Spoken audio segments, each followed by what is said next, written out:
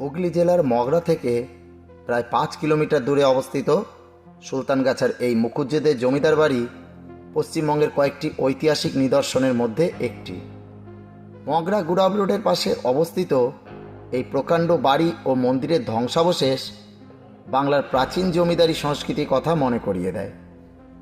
বর্তমানে এটি জরাজীর্ণ হলেও ঠাকুর দালান ও আশেপাশের মন্দিরগুলো অতীতের সাক্ষ্য আজও বহন করে চলেছে।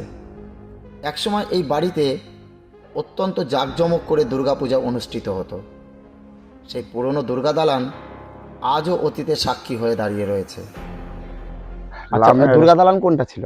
এই ভেতরটা চলুন একটু দেখান।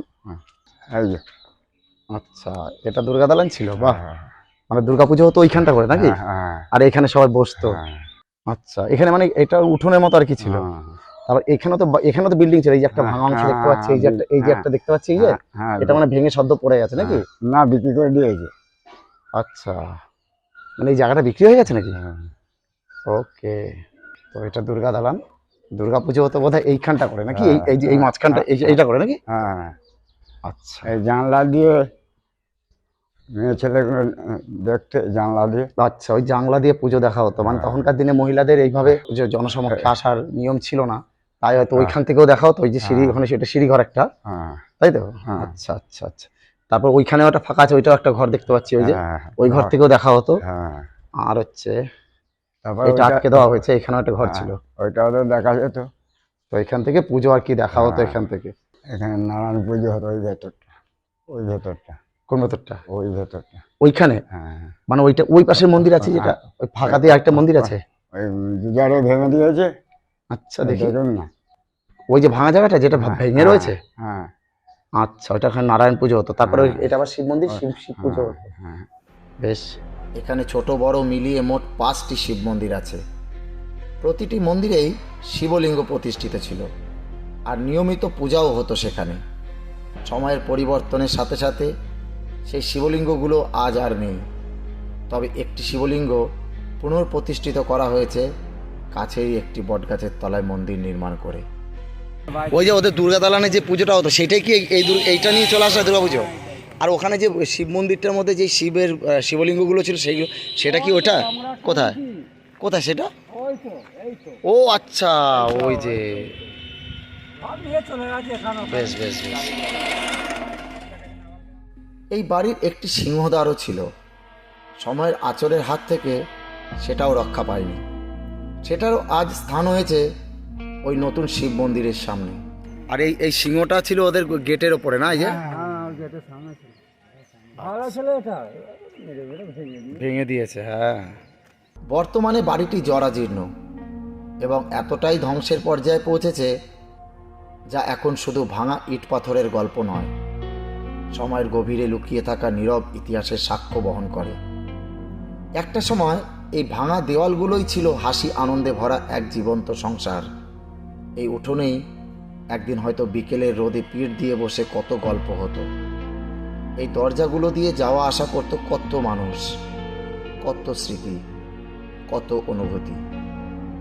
সবই যেন আজ মাটির নিচে চাপা পড়ে আছে। এই জমিদার বাড়ির অন্দরে আজও একটি গোপন সুড়ঙ্গ আছে। কথিত আছে বাড়ির মহিলারা নাকি সেই সুড়ঙ্গ পথে বাড়ির পাশের সরোবরে স্নান করতে যেতেন, কারণ সে সময় বাড়ির মহিলাদের নাকি জনসমক্ষে বেশি ঘোরাফেরা করার অনুমতি ছিল না। শুধু তাই নয়, এই সুড়ঙ্গ পথটা ছিল বিপদের সময় আশ্রয় কিংবা পালানোর এক গোপন ব্যবস্থাও। এবার যাচ্ছি সুড়ঙ্গ দেখতে।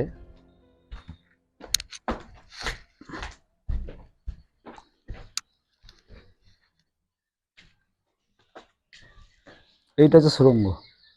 ওইটা সুড়ঙ্গ? হ্যাঁ, এইটা। আচ্ছা,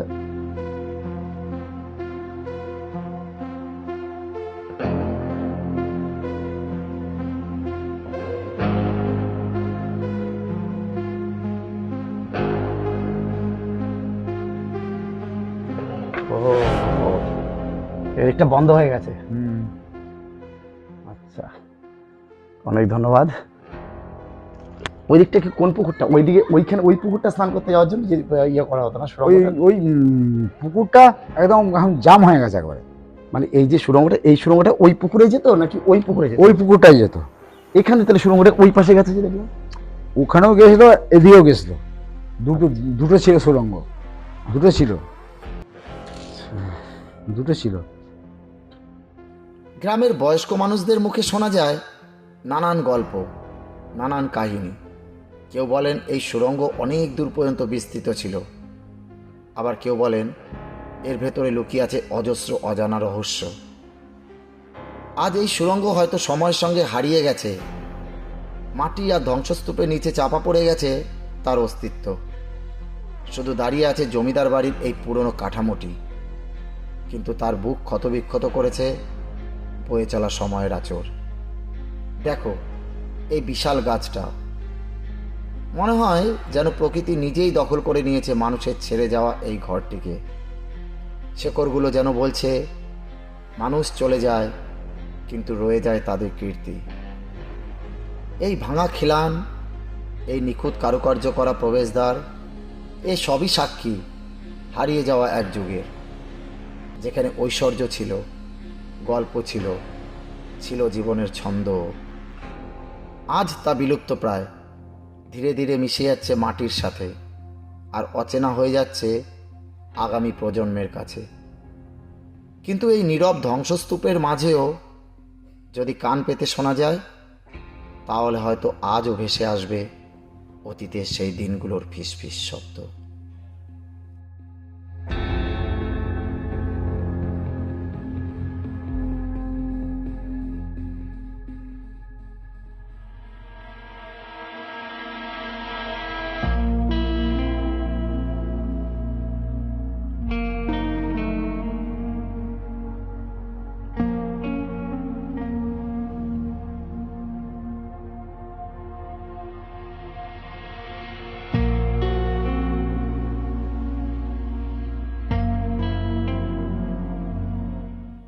আজকের ভিডিওটি এই পর্যন্তই।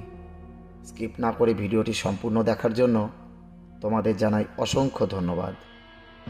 ভিডিওটি ভালো লাগলে একটি শেয়ার করে অন্যদেরও দেখার সুযোগ করে দিও। তোমরা ভালো থেকো, খুশিতে থেকো, আনন্দে থেকো, সবচেয়ে বড় কথা নিজের খেয়াল রেখো। তাহলে দেখা হচ্ছে পরের ভিডিওতে। আজকের জন্য টাটা।